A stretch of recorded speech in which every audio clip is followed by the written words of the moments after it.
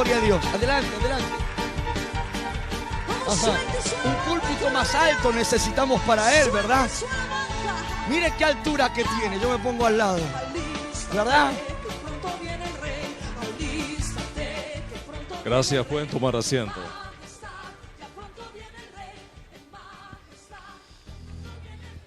Wow, qué mañana, qué día.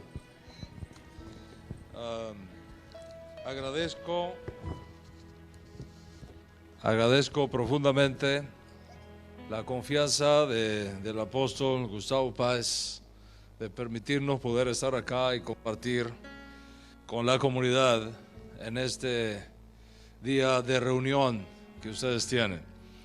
Les traigo un saludo de mi esposa y de todos los hermanos que trabajan conmigo en esta extraordinaria obra de la redención final, preparando al pueblo de Dios y al mundo para el evento más extraordinario que espera por la humanidad, el retorno de nuestro Santo Maestro, el Melech HaMashiach, que viene pronto. Baruch Hashem. Baruch Hashem. Rabino, antes que usted siga, yo quiero que también podamos honrar a este empresario y hermano también, Eduardo Efa, que ha sido el que está auspiciando todo el viaje del Rabino para aquí, para Uruguay. Él ama mucho Uruguay. Muchas gracias, Eduardo, por poder auspiciar todo esto financieramente para que él pueda estar con nosotros. Gracias. Gracias. Gracias, Eduardo, por estar aquí. Trajimos algunos libros que el pastor, el apóstol, gustosamente nos ha permitido exhibir allí afuera. Ustedes lo van a poder obtener. De aquí esto se va para Argentina, ya no vuelve más. Es una oportunidad que tienes de poderlo adquirir. Este libro es sumamente importante, apóstol. ¿Por qué los judíos no aceptan a Jesús? En este libro usted va a responder las objeciones judías de por qué Jesús no es el Mesías. Hay una cantidad de objeciones que se presentan de que Jesús no puede ser el Mesías. Por ejemplo, una de las objeciones que presenta el judaísmo en contra de la mesianidad de Yeshua es que, según las profecías, el Mesías tiene que traer paz al mundo. Y Jesús no trajo paz al mundo. Todo lo contrario, dijo, Él no va a traer paz, voy a traer guerra. O sea, ¿cómo es posible que pueda ser el Mesías si el mundo está lleno de guerra? Si el Mesías está supuesto a traer paz, no guerra. Todas esas preguntas están respuestas aquí. De tal manera, escuchen, porque esto es profético. Esto es profético. Dios está tratando con la iglesia y preparándola para que pueda ministrar al pueblo judío a un nivel cual nunca antes ha sido conocido en la historia.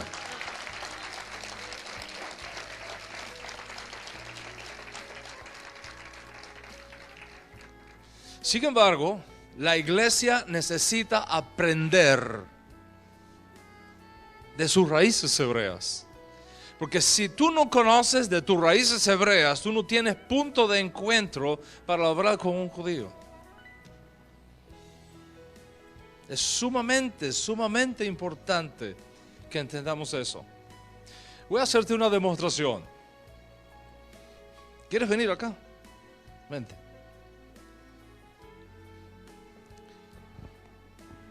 Tú eres cristiano, yo soy judío. Yo no, es un ejemplo, es un ejemplo solamente. Tú eres cristiano, yo soy judío, no acepto que Jesús es el Mesías. Pero tú quieres que yo acepte a Jesús como el Mesías. Propónmelo.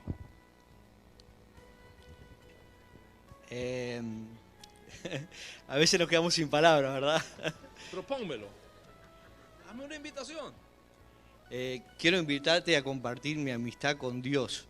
Quiero invitarte que aceptes a Jesús en tu corazón como un amigo, Mesías, como el Mesías. Mira, ¿cómo te llamas? Gustavo. Gustavo, muchísimas gracias. Yo entiendo tu corazón. Voy a hacerte una pregunta. Según la ley judía, el Mesías tiene que eliminar la idolatría del mundo. ¿Jesús ha hecho eso? No. Entonces, ¿cómo tú quieres que yo lo acepte? en un solo argumento, el judío lo destruye completamente. Aquí está la respuesta.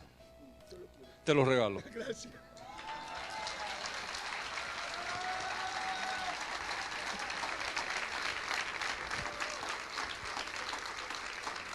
Es importante entender eso. Ese libro va a estar expuesto allí.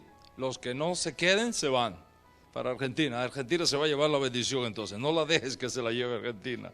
Que se quede aquí, que ustedes la necesitan. Este libro, Raíces Hebreas del Cristianismo, te va a enseñar muchísimo por qué la iglesia ha perdido la riqueza de las raíces hebreas de su fe y cómo recuperarla. Y va a estar expuesto allí. Es una joya de información lo que vas a tener en este libro. Y por supuesto hay muchos más.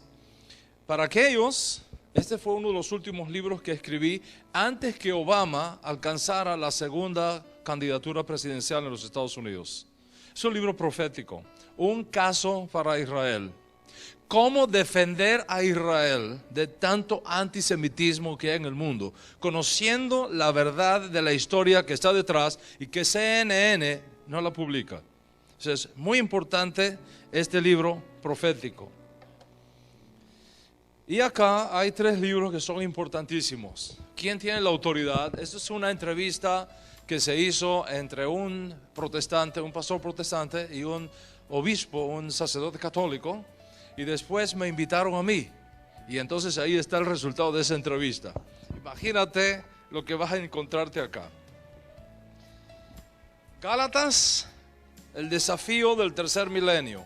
Eso es importantísimo conocer exactamente qué fue lo que enseñó el apóstol Pablo en el libro de Gálatas. Esta no es una exposición del libro de Gálatas, sino sobre el libro de Gálatas. Muy importante para pastores y líderes. ¿Okay? Y este libro que está acá, está en español, está en inglés, es pequeñito, pero es poderosísimo. El mal de ojo, mito o realidad. ¿Por qué razón muchas veces estás a punto de alcanzar una bendición y de pronto pasa algo que te la roba? ¿Qué es lo que está operando detrás? ¿Y cómo recuperar eso que Dios te ha dado y que no te acaba de llegar? Aquí está la respuesta. Aquí está la respuesta.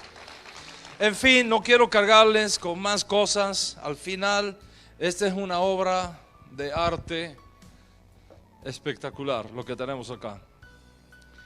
Este libro es el Nuevo Testamento hebraico. El Nuevo Testamento teniendo en cuenta su trasfondo hebreo. Es una obra de años de investigación académica. Estoy seguro que cuando leas este libro, especialmente la introducción y las notas explicativas, no podrás ver el Nuevo Testamento de una manera tan extraordinaria como está expuesta acá. Te lo voy a regalar.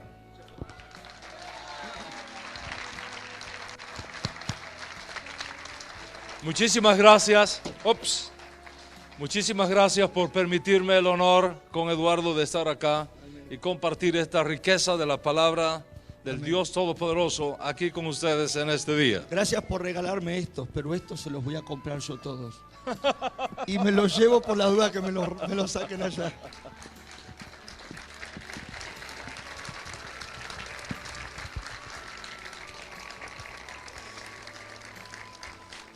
Bendito sea el nombre del Eterno. Vamos a tratar, yo sé que ha sido un día largo para ustedes acá y voy a tratar de resumir al máximo lo que quiero compartir con ustedes en este día. Quiero hablarles del capítulo 11 del libro de Romanos. Si ustedes tienen sus Biblias ahí, por favor, y quieren abrirlas en Romanos capítulo 11, tenedla abierta allí porque vamos a estar tocando ese capítulo en la conferencia. ¿Cómo se formó la iglesia en Roma? ¿Cómo se formó la iglesia en Roma? No hay una evidencia histórica firme de cómo se formó la iglesia en Roma, a la que Pablo escribe esta carta. Lo más probable es que esta iglesia surge, esta comunidad surge en un principio como resultado de lo que ocurrió en Pentecostés. Vamos a tratar de poner el entorno del mundo de la época cuando surge esta comunidad en Roma. La mayoría de los judíos no vivían en Israel en los días de Jesús. La mayoría de los judíos vivían fuera de Israel en los días de Jesús. Por lo tanto, había judíos que vivían en Roma, había judíos que vivían en Éfeso, había judíos que vivían en Alejandría, había judíos que vivían en Babilonia, había judíos que vivían en Atenas, etc. Sin embargo, hay 3 fiestas en la Biblia del ciclo festivo de la Torá, de la Escritura. Hay 3 fiestas en la Biblia que solamente se pueden santificar en Jerusalén. En aquella época el templo estaba en pie. Consecuentemente, cuando llegaban estas 3 fiestas, Shalosh Regalim, o las fiestas peregrinas, todos los judíos de todo el imperio romano viajaban hacia Jerusalén y se encontraban en Jerusalén para santificar estas fiestas. Especialmente la fiesta de Pesaj o Pascua, la fiesta de Shavuot o Pentecostés y la fiesta de Sukkot o de los tabernáculos. Por supuesto, había otras fiestas. Estaba la fiesta de Rosh Hashanah, estaba la fiesta de Yom Kippur, habían otras fiestas, pero esas 3 obligatoriamente solo podían santificarse en Jerusalén. Consecuentemente, en esta fiesta de Pentecostés, que está descrita en el capítulo 2 del libro de Hechos de los Apóstoles, nos encontramos a una enorme cantidad de judíos presentes en Jerusalén cuando tiene lugar ese viento que llenó aquella casa, todos los eventos que ahí ocurrieron, y muchísimos judíos ese día, 3,000 en total, ese día respondieron al discurso del apóstol Pedro y reconocieron que Yeshua era el Mesías. Cuando ellos regresan a sus comunidades de donde habían venido, entre las cuales estaba Roma, le hablaron a otros judíos de su experiencia y eventualmente se formó una comunidad judía en Roma. ¿Qué pasó? Que los gentiles estaban también en aquella época, muchos gentiles en aquella época aceptaban la grandeza y la sencillez de la sinagoga judía y asistían a las sinagogas judías y estaban conociendo del Dios de Israel. Muchísimos no judíos en aquella época tenían la costumbre de visitar la sinagoga judía y estaban aprendiendo del Dios de Israel en las sinagogas judías con maestros judíos. El servicio de la escritura, del servicio de Torá, el día sábado, se hacía en hebreo, pero se traducía a la lengua de los visitantes. Siempre había un traductor, siempre había alguien que llevaba el mensaje a la lengua vernácula de aquellos que estaban asistiendo. Que muchos gentiles asistían a la sinagoga como invitados, como amigos, y muchos de ellos se convertían al Dios de Israel sin hacerse judíos, pero se convertían al Dios de Israel. Estos no judíos que se convertían al Dios de Israel se conocen como justos de las naciones.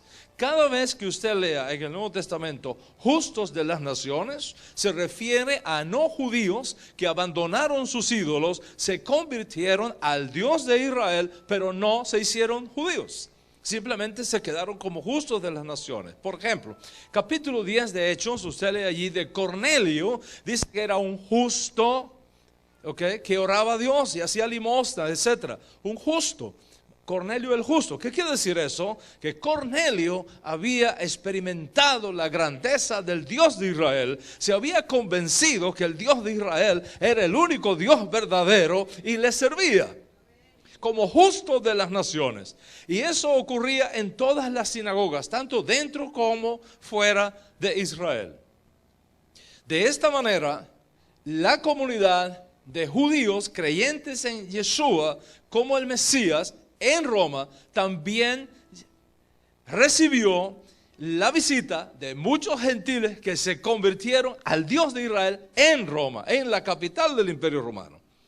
En el año 41 al año 52, en la época de Tiberio, uno de los emperadores, Tiberio Claudio, se escribió un edicto imperial que todos los judíos no eran bienvenidos en Roma, eran echados de Roma, y fue firmado un decreto que todos los judíos tenían que irse de Roma. El emperador no quería a los judíos en Roma, tan simple como eso.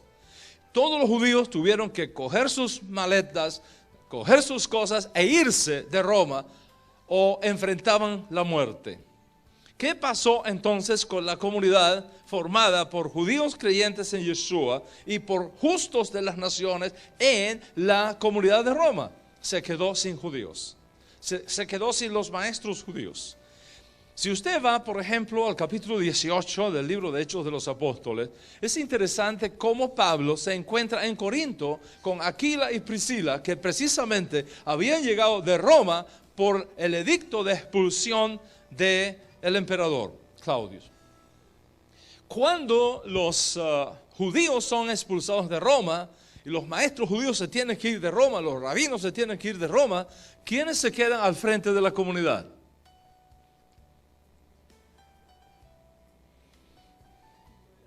Los justos de las naciones.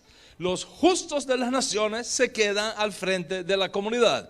El vacío, la ausencia del judío, del maestro judío, de los líderes judíos, de los miembros judíos que tuvieron que irse de Roma, son reemplazados ahora por los creyentes de origen no judío. Y de esa manera se queda en la ciudad de Roma una comunidad en las sinagogas judías sin judíos, pero con presencia de justos de las naciones. Estos justos de las naciones habían aprendido del Dios de Israel, habían aprendido de la ley de Moisés, habían aprendido de las fiestas bíblicas, habían aprendido todo lo que se habla en una sinagoga.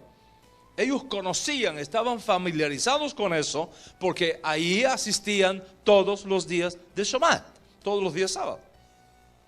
¿Cuántos están conmigo hasta acá? All right. Cuando ese vacío judío es llenado por el nuevo liderazgo gentil, se dan ciertas cosas allí que son las que causan, entre otras, que Pablo escriba esta carta. ¿Qué es lo que estaba pasando en la comunidad en Roma, dirigida y formada ahora exclusivamente por gentiles, ex gentiles, justos de las naciones? Se crearon dos hechos importantes. Número uno, ¿por qué está pasando esto con los judíos? ¿Por qué este odio con los judíos? ¿Cómo podemos explicar que Dios esté tratando así a los judíos, mientras que a nosotros hasta ahora nos dejan tranquilos? Dice, ¿no será que por no haber aceptado como pueblo al Mesías, Dios los está tratando así? Esa fue la primera cosa que empezó a circular allá. La segunda cosa que empezó a circular allá en Roma fue esta. ¿Por qué razón cada vez menos judíos reconocen a Jesús como el Mesías y cada vez más no judíos sí los reconocen? La respuesta que ellos dieron a esta pregunta es seguramente porque Dios ha desechado al pueblo judío y ahora nos ha reemplazado con nosotros. Ahora nosotros somos el nuevo Israel. Y ese concepto, esa explicación de lo que estaba sucediendo llegó a oídos del apóstol Pablo. Y entonces él escribe esta carta a los romanos para explicar a los creyentes de origen no judío qué es en realidad lo que estaba pasando. Y de eso se trata precisamente la razón por la cual estamos hoy reunidos acá. ¿Cuántos están conmigo hasta acá? ¿Están conmigo aquí? Muy bien. Yo sé que algunos de ustedes tal vez tienen hambre ya y quieren irse a comer un buen churrasco uruguayo. Pero vamos a hacer un esfuerzo posible y dígale al estómago, esté tranquilo, que ya vas a comer. ¿Ok? ¿Qué pasó? ¿Cómo Pablo explica esto? Pablo dice, mira, ¿ha desechado Dios a su pueblo? ¿Cuál es la respuesta que da Pablo? En ninguna manera. De ninguna manera. Dios no ha desechado a su pueblo. ¿Por qué Pablo hace esa pregunta? Pablo hace esa pregunta porque eso es exactamente lo que ellos están pensando, para dar una explicación a lo que estaba sucediendo con el pueblo judío. Segunda pregunta que hace Pablo en este capítulo 11, muy importante, en Romanos capítulo 11, es esta. ¿Han tropezado los de Israel para caer? Dice Pablo, en ninguna manera. Los judíos no han tropezado para caer. Entonces, ¿cómo explicamos que cada vez más gentiles sí creen y menos judíos sí no creen que Jesús es el Mesías? ¿Cómo lo explicamos? Dice Pablo, la forma como ustedes lo están explicando está equivocada. Yo les voy a revelar un misterio que hay acá. Hay un misterio extraordinario que ustedes no pueden ignorar. Y el misterio es este: el endurecimiento parcial del pueblo judío no es algo que ha tomado por sorpresa a Dios, es algo que está concebido en los planes de redención de Dios para abrir un espacio a fin de que los gentiles puedan también venir a la salvación.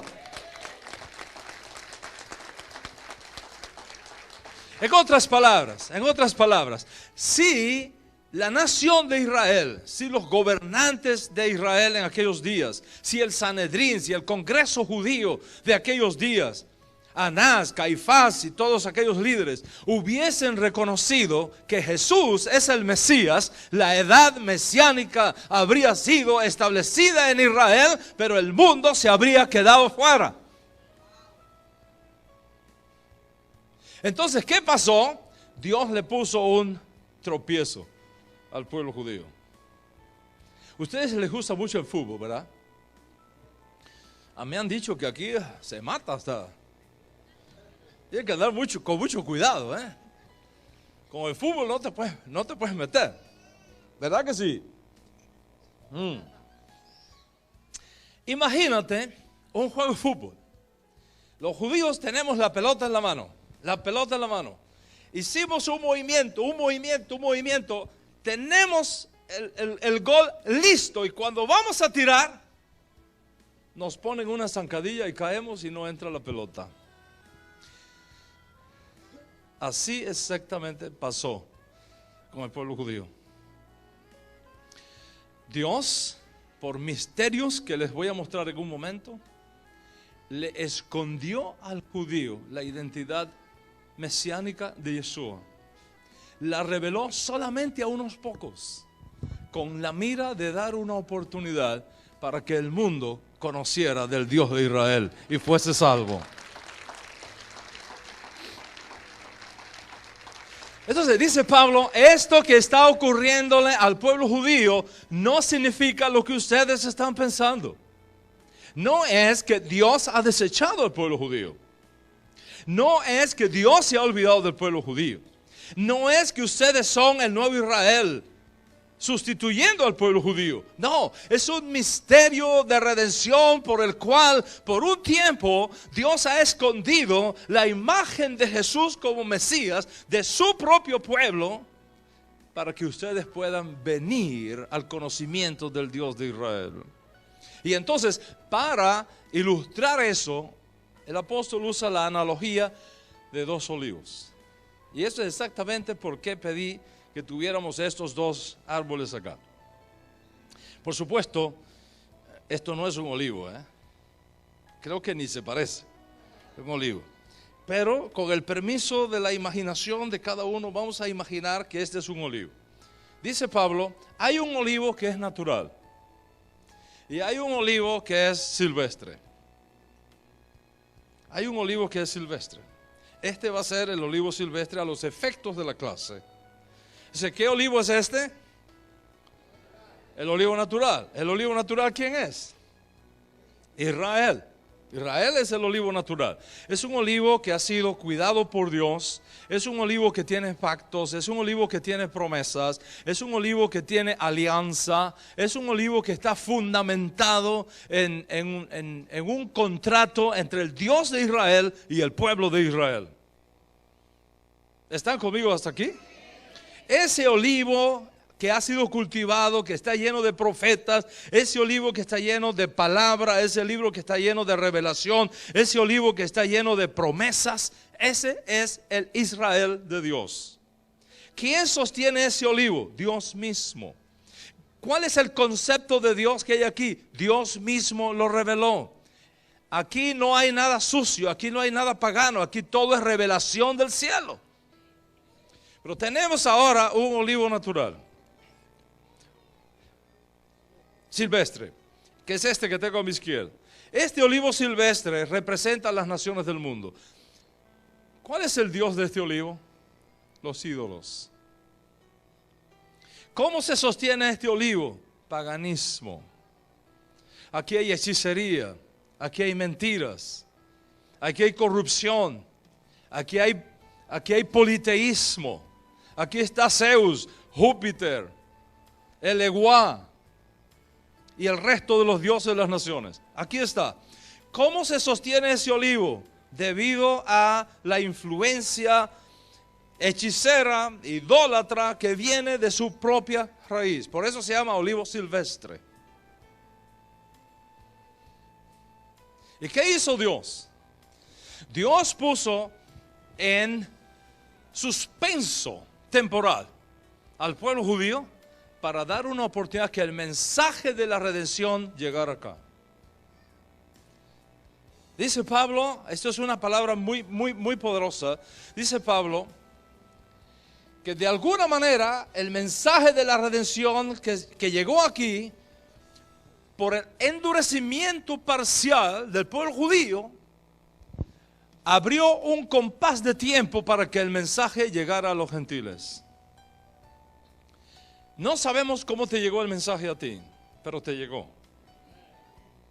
No sabemos de qué manera te llegó, pero te llegó. No sabemos si fue que alguien te habló, no sabemos si alguien te entregó una Biblia, no sabemos si alguien a través de un programa de radio, de televisión, un tratado, no sabemos cómo, pero la palabra te llegó. Tú estabas acá y te llegó la palabra. Y tú la recibiste en tu corazón. ¿Qué dice Pablo que ocurrió? Dice Pablo que Dios te tomó de aquí, te sacó de aquí y te colocó acá.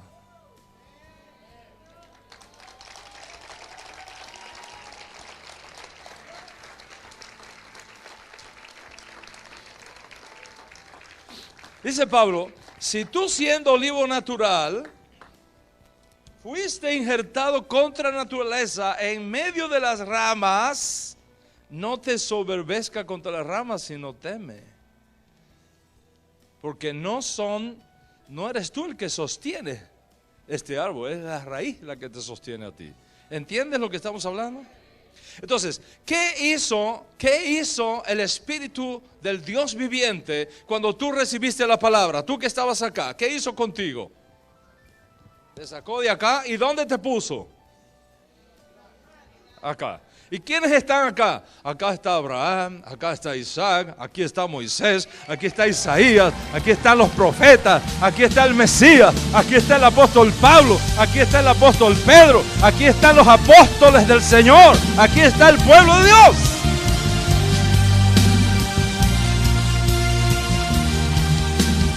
¿Cómo te llamas tú? ¿Ah? ¿Cómo? Hugo. Hugo, un día tú estabas acá y llegó la palabra a tu corazón. La recibiste, ¿verdad? ¿Y qué hizo Dios contigo? ¿Te dejó aquí? ¿Qué hizo? ¿Te sacó? ¿Y a dónde te puso? Entonces, ¿a dónde tú estás ahora? De este lado. ¿A dónde tú perteneces ahora? Tú perteneces al olivo natural. ¿Y tú cómo te llamas? Rosana, ¿dónde tú estabas? Estabas aquí, ¿verdad? Y cuando recibiste la palabra, Dios te dejó aquí. ¿Qué hizo? Te sacó de aquí. ¿A dónde te puso? Te puso acá. ¿Verdad que sí? Ahora les voy a explicar algo que es muy importante. Dice Pablo, este milagro del injerto es contra naturaleza. Voy a explicar eso, es muy importante entender eso. ¿Por qué es contra naturaleza? Nosotros no tenemos, que yo sepa, no tenemos olivos acá en Uruguay, ¿verdad? ¿Hay olivos acá? Ah, ok, excelente, excelente. Ok, vamos a ponerlo un poquito, aquí hay naranjos también, ¿verdad? Ok, vamos a suponer que este es un naranjo dulce, y este es un naranjo agrio, ok. Resulta ser que este naranjo agrio, yo quiero que me dé naranjas dulces. Porque ya está grande, ya está establecido. Ok, me gustaría que este naranjo agrio me dé naranjas dulces. Si yo tomo una rama, un tallo del naranjo dulce y lo coloco en el naranjo agrio, ¿qué es lo que va a salir de aquí? Va a nacer dulce, ¿verdad que sí? Va a nacer dulce. Pero si yo tomo una rama de naranja agria y la pongo acá, cuando llegue acá, ¿qué es lo que me va a producir? Naranja agria. Entonces, ¿no tiene sentido que Dios haga al revés? Si yo lo que quiero es que el olivo silvestre, el naranjo agrio, me dé naranjas dulces, ¿no tiene sentido que llene esto de acá para acá?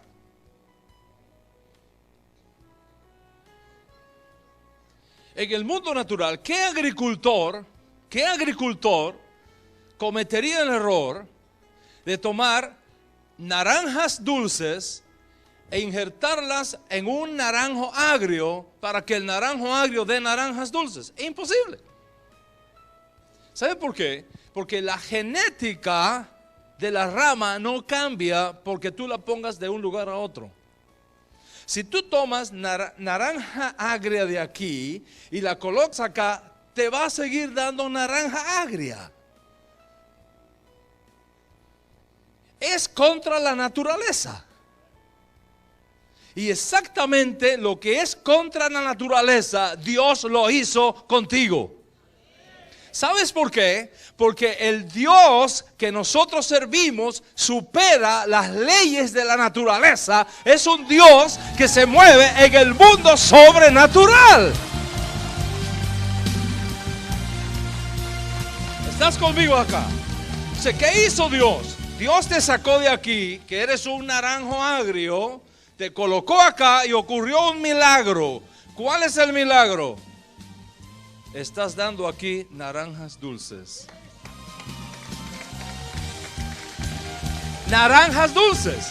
¿Por qué? Porque si alguno está en el Mesías, nueva criatura es. Las cosas viejas pasaron y he aquí que todas son hechas nuevas.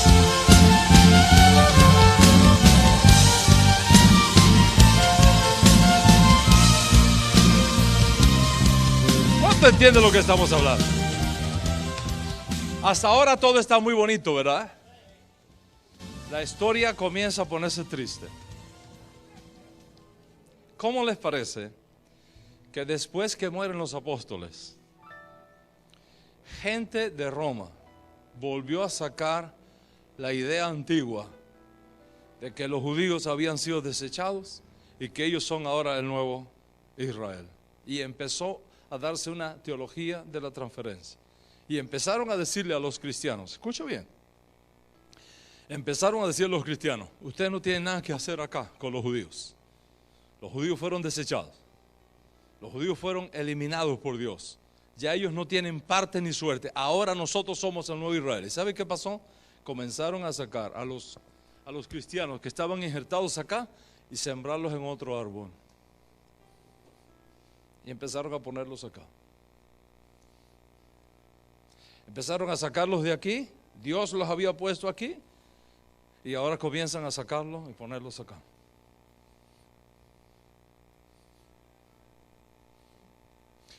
uno de los padres de la iglesia, uno tras otro, uno tras otro, uno tras otro, uno tras otro. Ustedes no tienen que hacer nada con los judíos.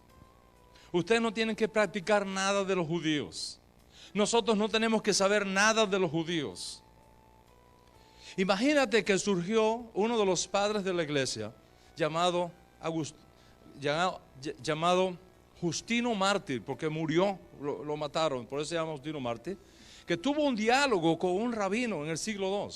Tuvo un diálogo con un rabino y dijo, se atrevió a decir estas palabras: ustedes los judíos están marcados por la circuncisión no para hacerlos un pueblo especial, sino para que supiéramos quiénes son ustedes y poder distinguirlos y eliminarlos a todos. Dios los marcó para saber quiénes son y poder matarlos a todos ustedes. Un padre de la iglesia. Mientras los cristianos estuvieron aquí, ellos guardaban el ciclo festivo de la Torah. Los cristianos aquí se reunían el día de Shabbat. Los cristianos aquí ayunaban el día que los judíos ayunaban. Los cristianos aquí guardaban Pesaj o la Pascua en la fecha en que los judíos lo hacían. Pero vinieron los cristianos y dijeron, no, hay que cambiar todo eso. Y empezaron a cambiar, a sacarlos y a meterlos acá. Y acá se formó un nuevo árbol que se llamó la Iglesia Católica.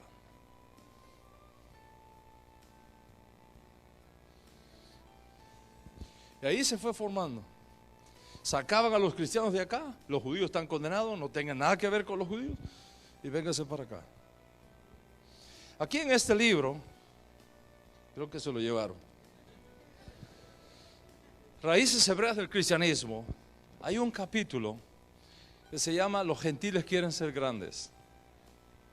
En ese capítulo está toda la evidencia histórica de cómo los padres de la iglesia sacaron a los cristianos de aquí, los desconectaron con sus raíces hebreas y los injertaron acá, en un suelo extraño.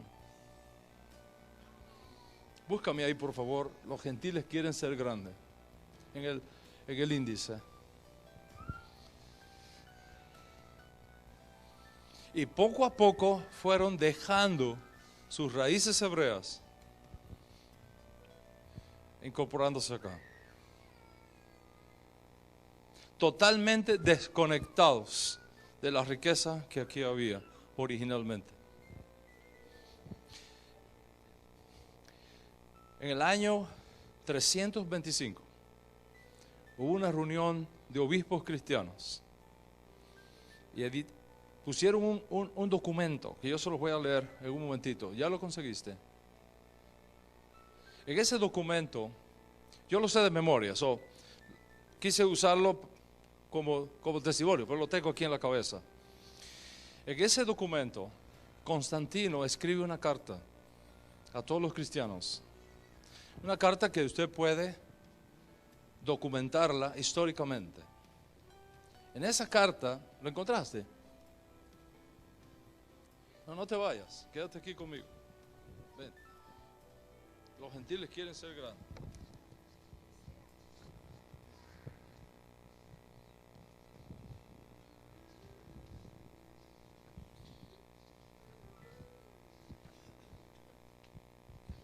Aquí está.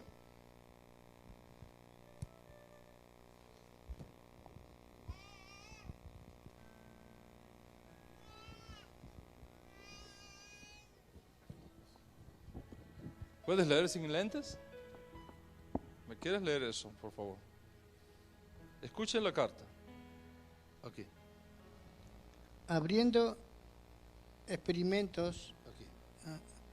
He aquí algunos. No, ¿qué dice ahí? Constantino Augusto de las iglesias. A las iglesias. Eso es lo que quería que leyera. Gracias. Aquí está la carta.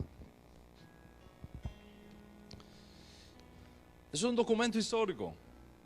Yo lo único que hice fue traducirlo y ponerlo acá en español. Se los voy a leer. Constantino Augusto a las iglesias. Habiendo experimentado la grandeza de la bondad divina en el resurgimiento del Estado, en lo que a las relaciones públicas se refiere, pienso que es totalmente mi responsabilidad hacer que la feliz multitud que compone la Iglesia Católica sea conservada en una misma fe. Está hablando de esto aquí,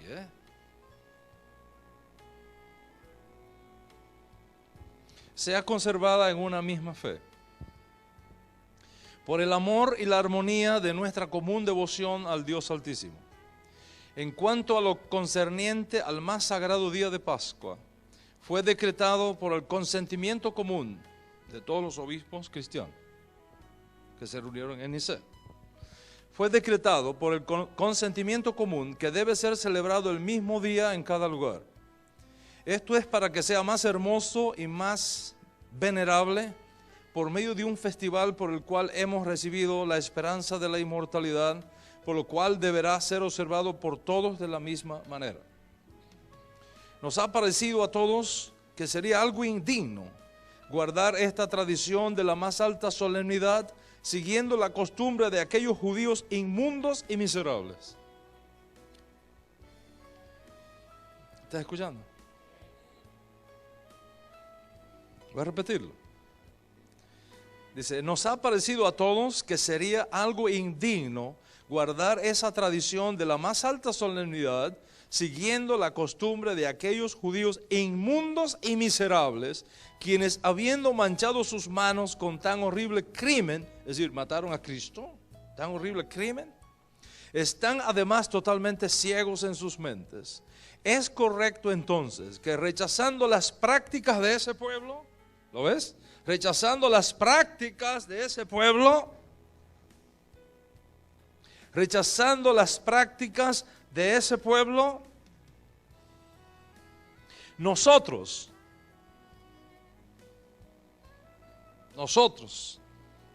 totalmente divorciados, nosotros, no ellos, nosotros,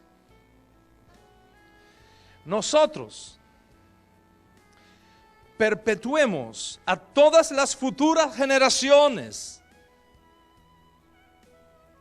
Observa la fuerza que esto tiene. Es una fuerza generacional. A las futuras generaciones. La celebración de este rito en un orden más legítimo y no tengamos nada en común con esa chusma de judíos. Nada en común con esa chusma de judíos. Como es necesario entonces, debemos enmendar esto. ¿Qué cosa enmendar esto? ¿Enmendar qué? Que ustedes estén acá, hay que enmendar esto, hay que sacarlos de aquí y ponerlos acá. Nosotros no tenemos nada que ver con esa chusma de judíos.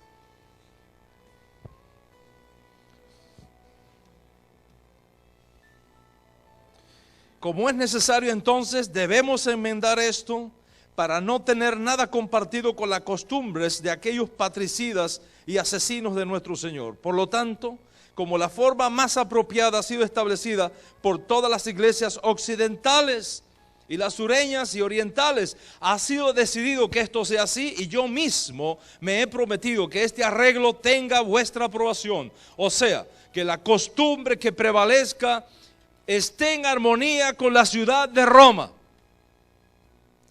Y entonces ahí sigue una lista de las naciones formantes del imperio. Y así no tener ningún tipo de relaciones con estos judíos perjuros. Ningún tipo de relaciones con estos judíos perjuros. Es vuestro deber recibir y establecer los argumentos presentados y observar el más santo día en una fecha diferente que la hacen los judíos. Y eso es porque los cristianos celebran la Pascua en una fecha distinta a la del pueblo judío. La celebran según el calendario que Roma impuso. Y esa es la razón por la que los cristianos declararon el domingo día del Señor y rechazaron el Shabbat de los apóstoles. Esa es la razón por la que en la iglesia no hay raíz hebrea.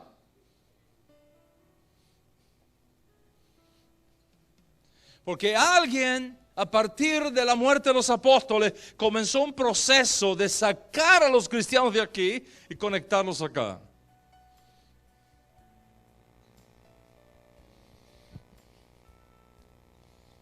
Pero como dice Chispirito, no contaron con mi astucia. No contaron con mi astucia. ¿Sabe lo que Dios está haciendo en este tiempo?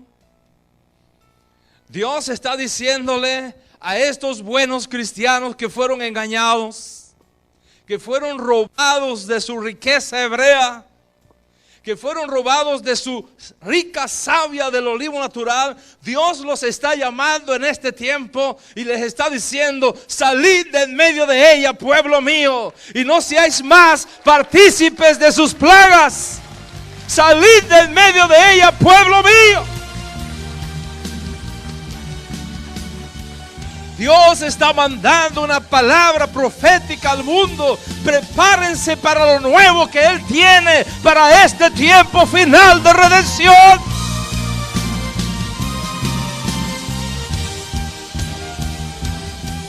Paraos en los caminos y preguntad por las sendas antiguas, cuál sea el buen camino, y andad por él, dice el Señor. Y en este tiempo estamos viendo con nuestros ojos cómo los cristianos están siendo inquietados por el Espíritu de Dios para descubrir sus raíces hebreas. Los cristianos están siendo iluminados y están recibiendo revelación de que hay algo aquí que no les hace clic. Hay algo aquí que no pueden entender. Hay algo aquí que no tiene respuestas. Y están buscando la dirección de Dios. Y Dios los está trayendo a donde pertenecen.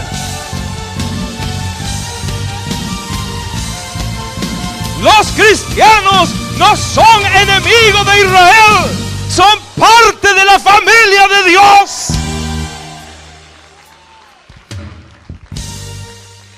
¿Cuánto entiende lo que estamos hablando acá?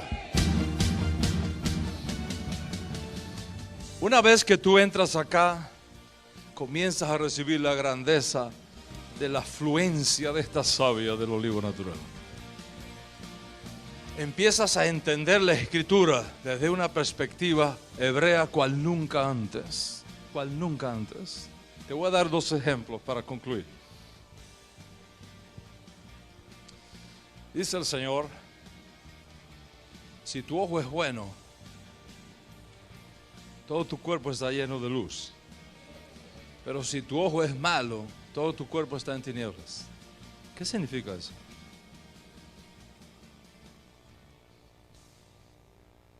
Ojo bueno y ojo malo. ¿Qué significa tener el ojo bueno, tener el ojo malo?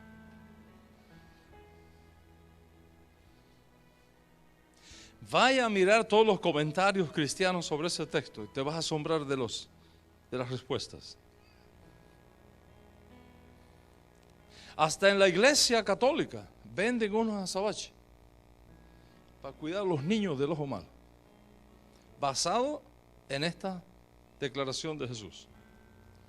Hasta Walter Mercado, no sé si lo conoce, un hechicero de Miami, famoso, vende unas cositas para proteger del mal de ojo, basado en esta enseñanza de Jesús.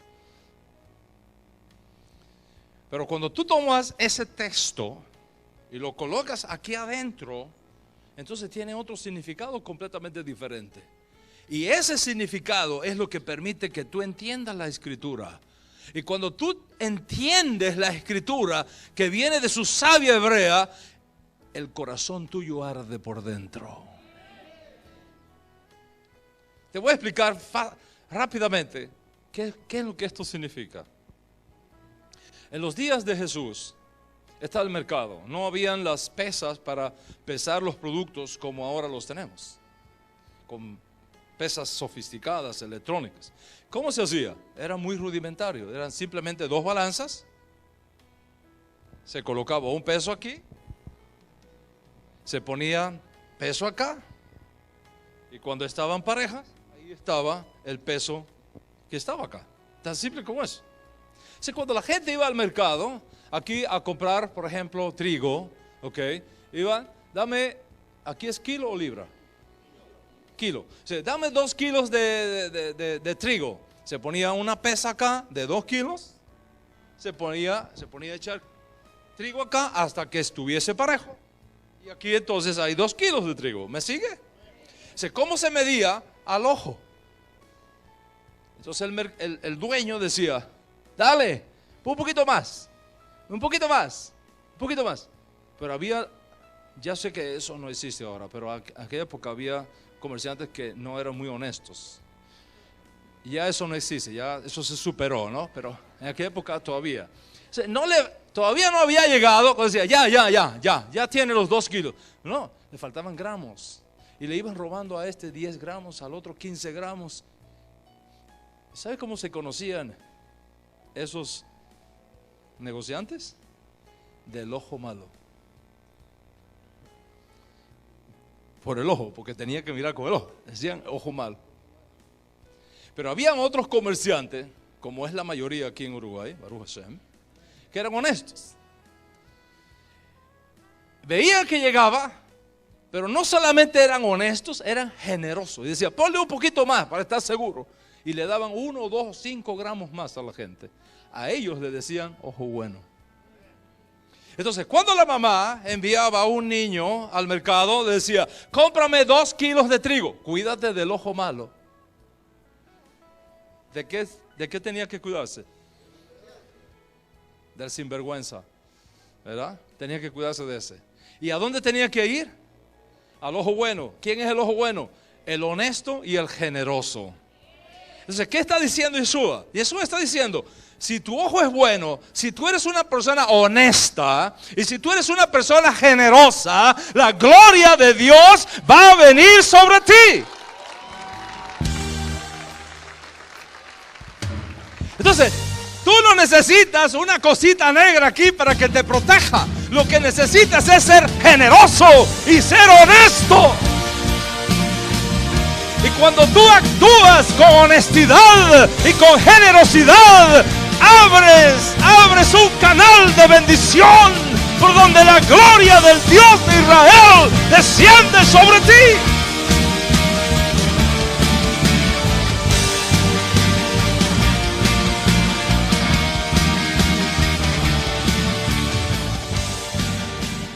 La Biblia, incluyendo el Nuevo Testamento, es una colección de libros judíos. Si tú no entiendes ese entorno cultural hebreo, es muy difícil trazar bien la escritura. Vas a poner en labios de Jesús cosas que Él no dijo. Vas a poner en labios de los apóstoles cosas que ellos no dijeron. Por una simple razón, no porque tú seas malo o porque tengas mala intención, porque estás sembrado acá sin raíz hebrea. Una vez que te mueves aquí y recibes esa savia del olivo natural que viene de la pureza y de la fidelidad de los pactos de Dios, tus ojos son abiertos y comienzas a ver una bendición, una gloria, unos recursos que tú nunca antes habías conocido. Y eso es lo que va a ser la gran diferencia en este tiempo final de redención que ha llegado al mundo. Eso es lo que va a ser la gran diferencia con el pueblo judío. Y ese es el mensaje que estamos llevando a todos los cristianos del mundo. Que hay un recurso, que hay una bendición, que hay una promesa, que hay un tesoro esperando por ustedes. Y ese tesoro no está allá, ese tesoro está aquí en Israel, en el pueblo del Dios viviente.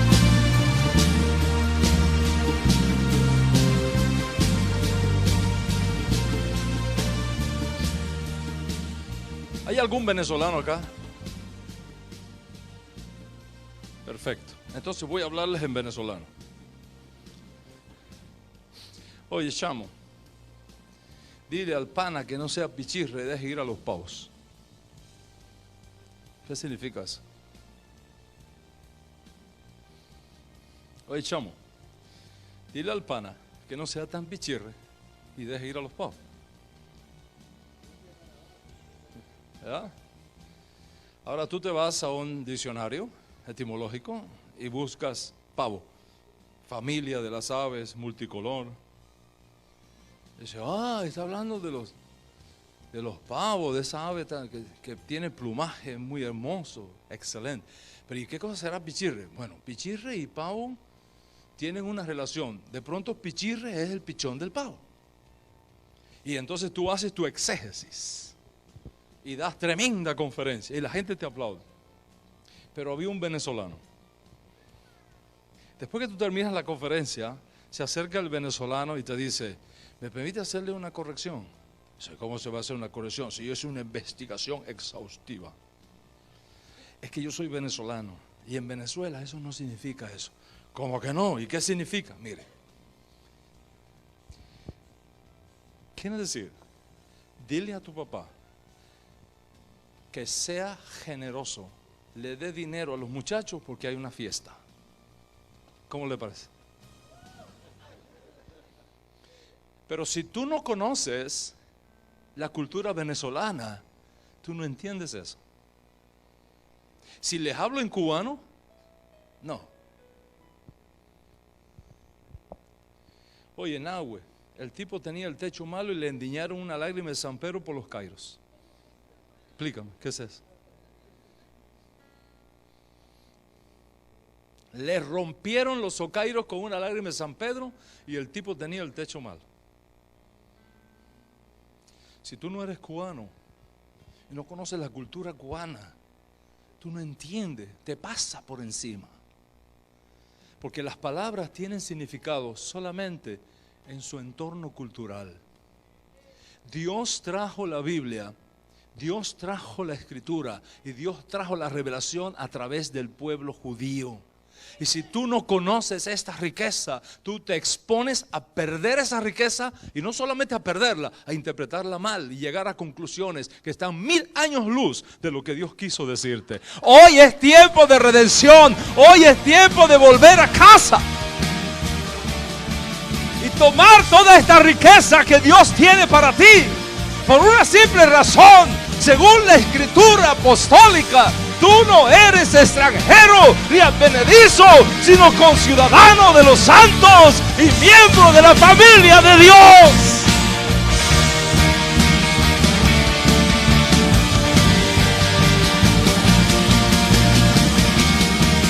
Apóstol, me regala 5 minutos más. 5 minutos. En la Edad Media, los judíos vivíamos en guetos.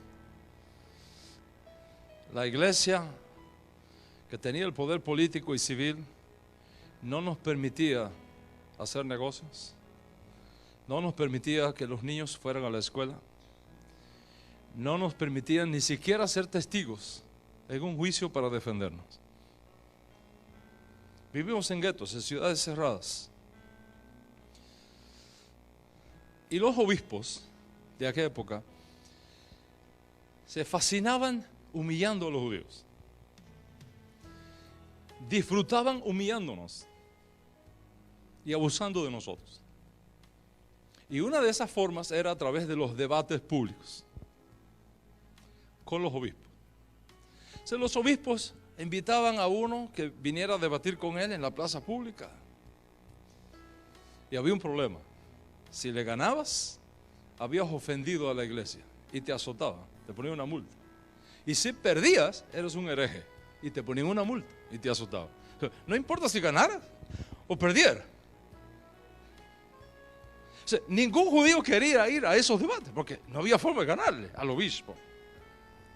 Este obispo dijo, yo quiero un debate con los judíos el domingo después de la misa. Y les dijo, mándenme a un debatiente, que voy a debatir con él el domingo después de la misa, en la plaza pública.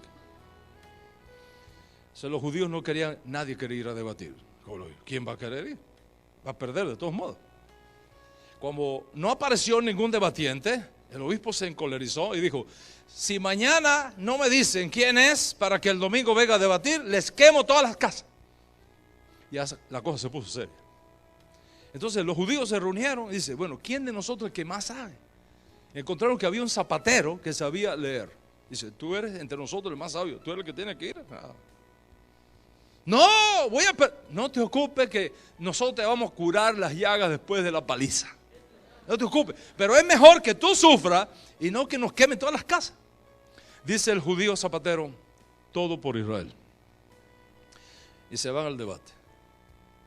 Se pone la comunidad judía aquí, la comunidad cristiana católica acá. Llega el obispo con pompa, se pone delante el judío zapatero. Y él tiene que mirarme. ¿Dónde están las cámaras? ¿Están acá? ¿Verdad? Enfóquenme bien, porque si no perdemos la historia. Le dice el obispo al judío: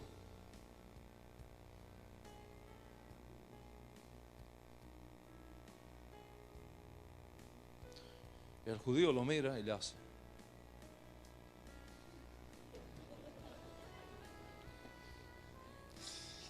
El obispo se rasca la cabeza y viene y dice el obispo al judío: el judío lo mira y le dice: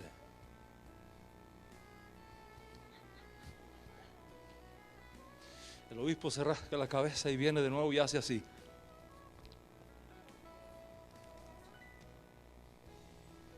El judío viene y lo mira y le hace así. Dice el obispo: está bien, contigo no hay quien pueda, vámonos a casa. Se acabó el debate. Todo el mundo se quedó así. ¿Qué pasó aquí? Cuando llegan a la casa de los obispos, le dicen los compañeros sacerdotes al obispo: ¿qué pasó? Dice: ese judío es una eminencia, es un teólogo de la más alta calidad. Yo creo que está convertido a nosotros. Sí, ¿cómo va a ser?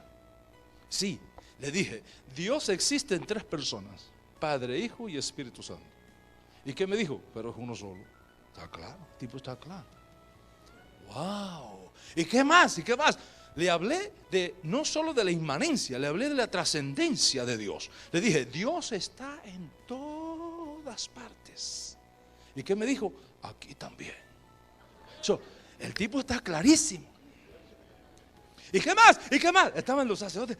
¿Qué más? Le dije: el problema de la humanidad es que todos comimos de la manzana y el pecado nos manchó a todos. ¿Y qué dijo él? Lo mismo. El tipo está clarísimo. Todo el mundo aplaudió al sacerdote. Pero ahora llega el judío allá, ¿no? Dice: ¿qué pasó? Dice: ¿no viste lo que hizo el tipo ese? ¿Qué pasó? Cuéntanos. Me dijo: les doy 3 días para que se vayan de aquí. Y le dije: aunque nos deje uno solo, no nos vamos. ¿Y qué más pasó? Después me dijo: no los quiero ver por todo este lugar. ¿Y qué le dije? De aquí no nos mueve nadie.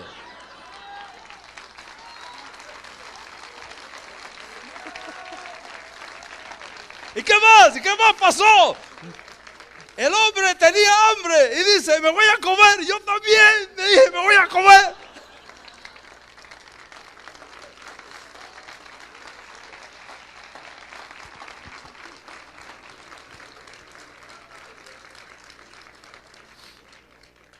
¿Por qué pasa esto? Pues son 2 mundos distintos. Una cosa es la mente de los obispos y otra cosa es la mente de los profetas hebreos.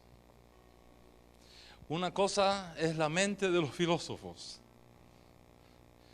y otra cosa es la mente de los hijos de Israel. ¿Pero sabes qué? Contigo ocurrió un milagro. Cuando Dios te sacó de acá y te injertó contra la naturaleza aquí, hizo algo extraordinario: te dio la mente de Cristo.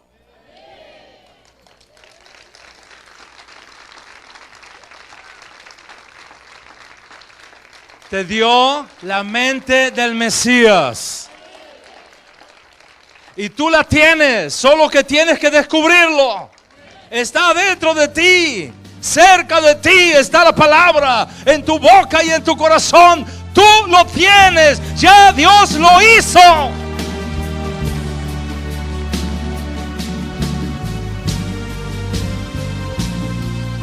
Ahora, después de ver todo esto y de escuchar todo esto, con toda honestidad, tú no eres culpable, tú eres víctima. Tú no eres culpable, tú naciste acá.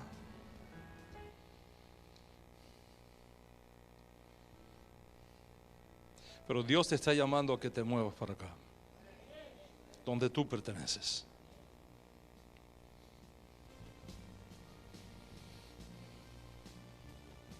La pregunta es: ¿dónde tú quieres estar?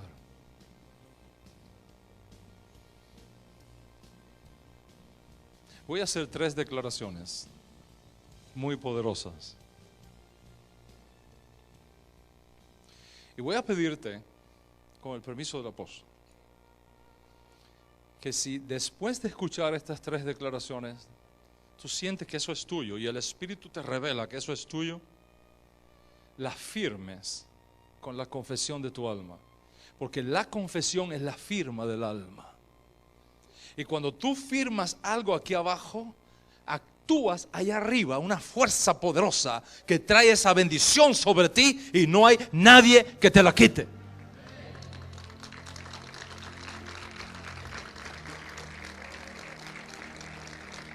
Y estas son las 3 confesiones que voy a hacer. Primero, escúchalas. No quiero que confieses algo que no sabes lo que va a ser confesado, porque eso es manipulación. Y tú lo escuchas. Porque la fe viene por el oír, y el oír la palabra. Primera confesión que voy a hacer: yo no soy quien pienso que soy, sino lo que Dios dice que yo soy.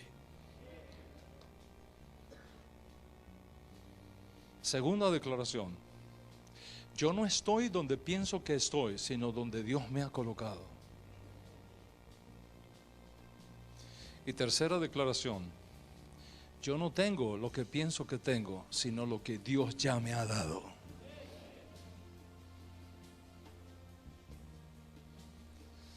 Después de escuchar eso, ¿te identificas con eso? ¿Eres capaz de recibirlo en tu corazón?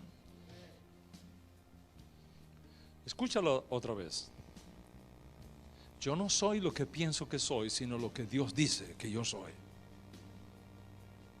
Yo no estoy donde pienso que soy, sino donde Dios me ha colocado. Y yo no tengo lo que pienso que tengo, sino lo que Dios me ha dado. ¿Te atreves a hacer tuyo eso? Si es así, pon tu mano sobre tu pecho. Repite después de mí: yo no soy lo que pienso que soy, sino lo que Dios dice que yo soy. Dígalo otra vez: yo no soy lo que pienso que soy, sino lo que Dios dice que yo soy. Yo no estoy donde pienso que estoy, sino donde Dios me ha colocado. Y yo no tengo lo que pienso que tengo, sino lo que Dios ya me ha dado. Yo creo eso, yo lo recibo y yo lo confieso con mi boca. Denle un aplauso al Señor. Aleluya. Aleluya. Aleluya.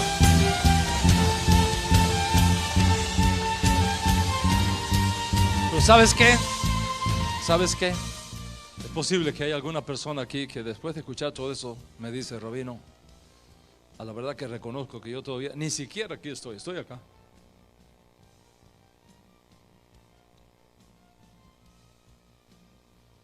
Todavía estoy enredado en cosas raras en mi vida.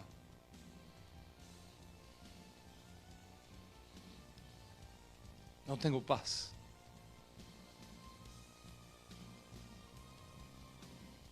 No tiene sentido lo que estoy viviendo. Siento que me falta algo. Yo quiero al Dios de Israel. Yo necesito al Dios de Israel también en mi vida. Y yo quiero que hoy, no mañana, no pasado mañana, hoy Dios me tome de aquí y me traiga acá, a donde usted dice que yo pertenezco. Yo quiero que hoy Dios tome mi mano y me la lleve a mi destino profético eterno.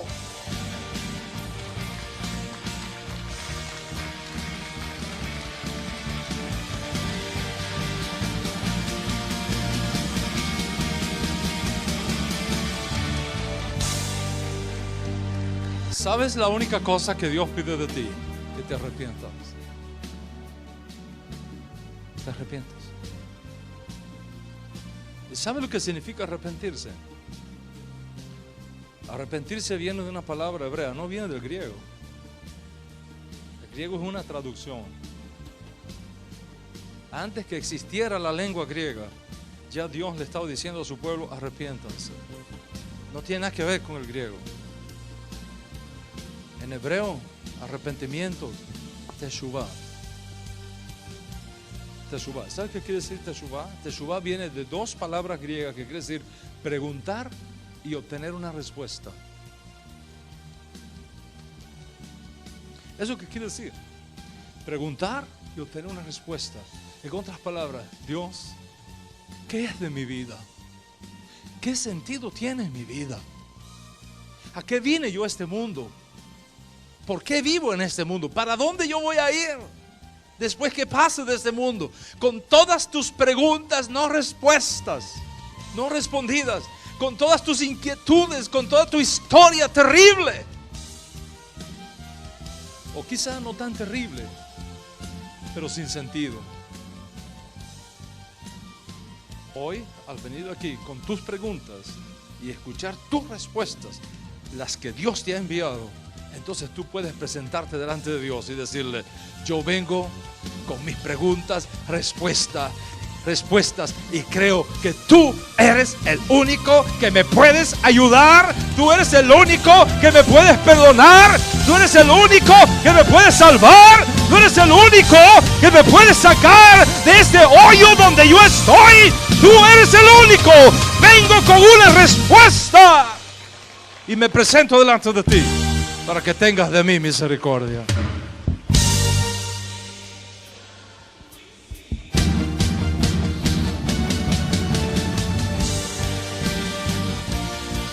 Dios te trajo aquí para que escucharas eso. Y es posible que hay alguna persona acá hoy que entienda que llegó el momento en su vida para un gran cambio. Que llegó un momento en su vida donde hacer sendas derechas para sus pies es palabra de orden para tu alma. Que estás cansado de pecar y no obtener nada. Y Dios te ha enviado respuestas y tú las recibes. Y tú te vienes a Él para que Él tenga misericordia de ti. Como está escrito en el libro del profeta Isaías: deje el impío su camino, el hombre inicuo sus pensamientos, y vuélvase a nuestro Dios, que es amplio en perdonar.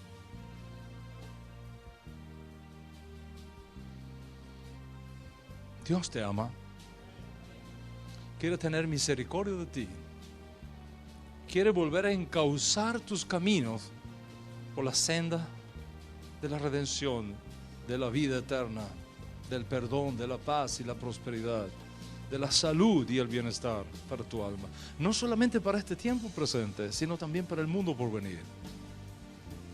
Pero Dios no lo puede hacer excepto que tú des el primer paso de fe y le creas a Dios. Voy a invitar al apóstol que pase acá, por favor.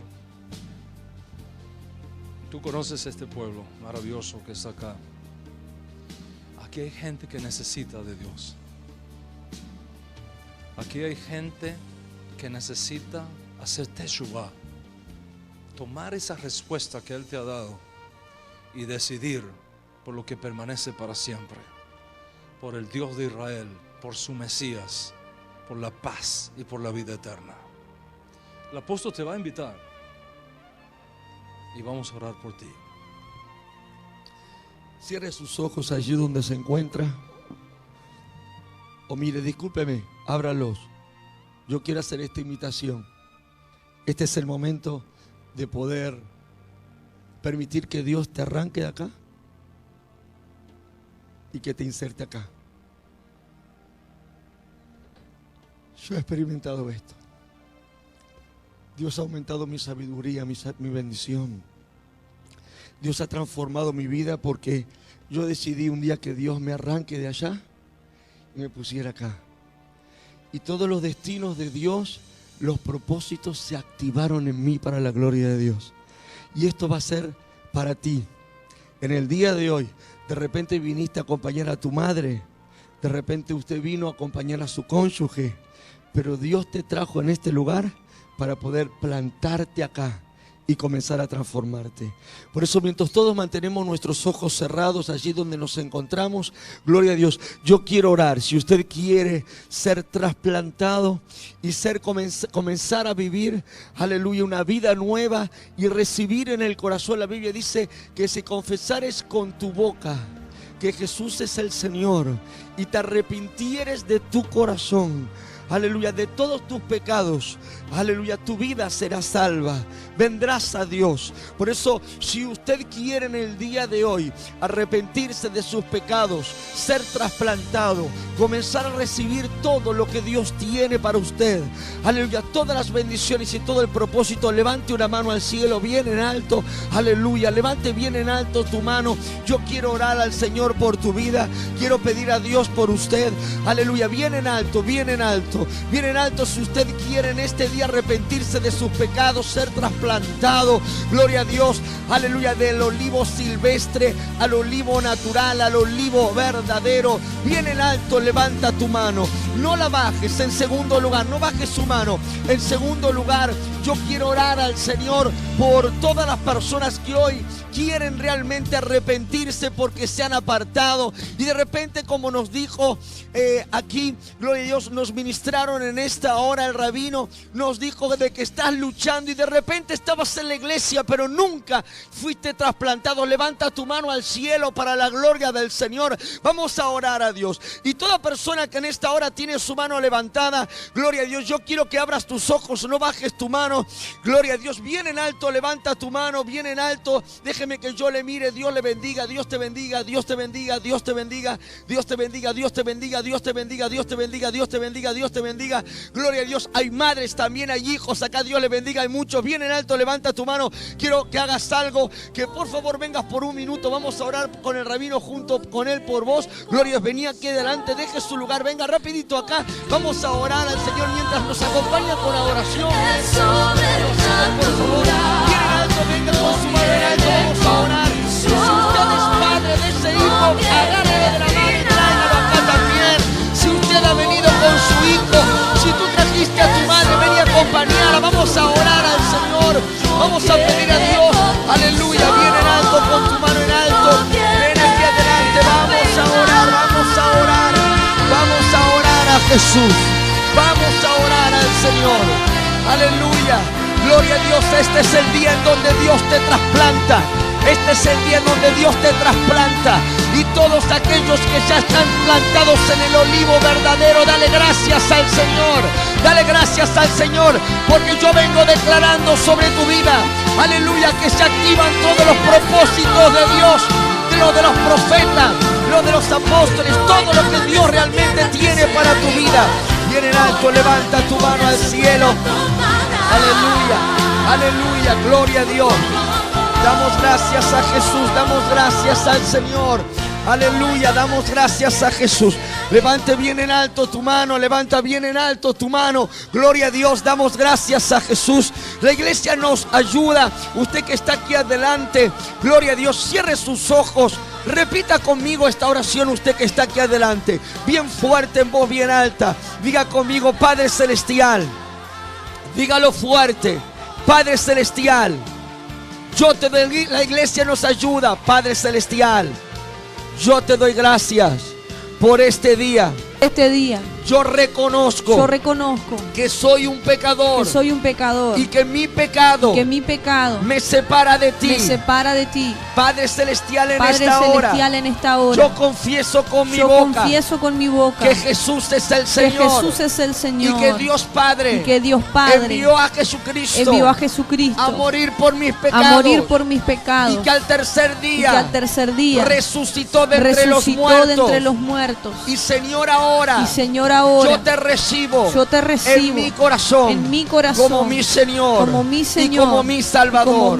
Y declaro que a partir de hoy mi vida es trasplantada del olivo silvestre, de todas las maldiciones, de todos los ídolos, de todo el pecado, de todas las hechicerías, de todas las malas costumbres, de toda crítica, de toda burla.